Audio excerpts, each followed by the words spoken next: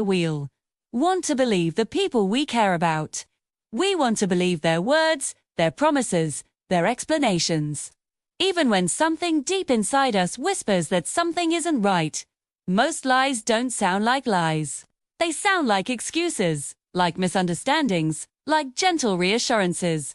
But the body always knows the truth, long before the mind accepts it. I learned that the hard way. A few years ago, I trusted someone who wasn't telling me the truth.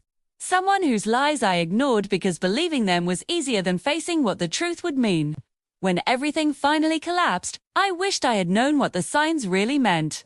Later, a behavioral psychologist told me something I'll never forget.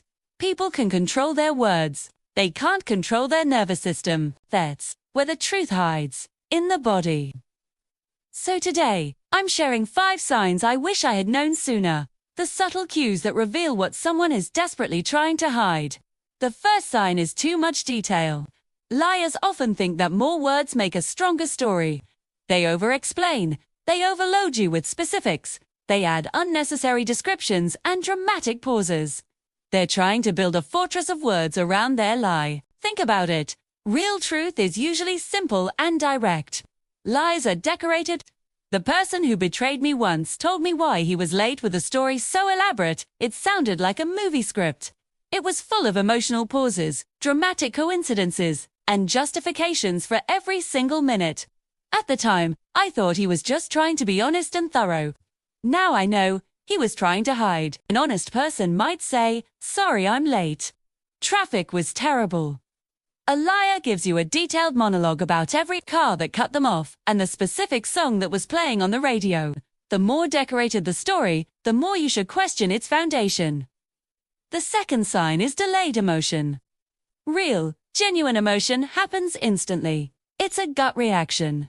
Fake emotion, on the other hand, is often delayed. It's a performance. When someone responds emotionally, only after checking your reaction, watching your face, to see what you expect before choosing their own expression. They're performing, not feeling. I remember asking him directly, "Are you telling me the truth?" He went silent for a solid 3 seconds, his eyes darting to my face, before his eyes welled up with tears. It wasn't grief, it was strategy. A genuine reaction would have been immediate hurt or confusion. That pause was the time his brain needed to calculate the most effective emotional response to manipulate the situation. So, watch for the lag.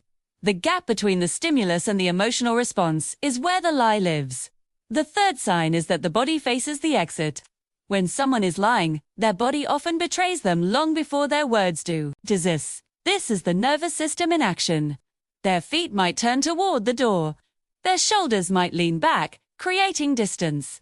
Their arms might cross over their chest, forming a protective barrier. It's the body subconsciously screaming, "I don't want to be here. I want to escape this conversation." He always turned slightly away from me when answering serious questions.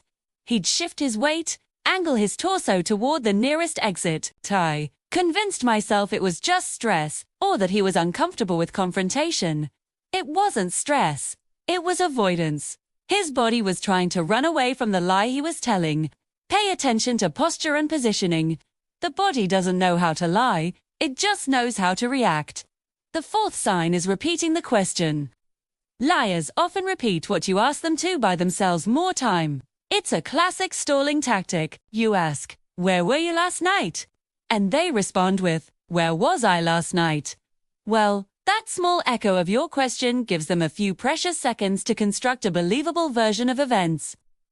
To align their story, to get their facts straight in their head, when someone is telling the truth, the answer is readily available.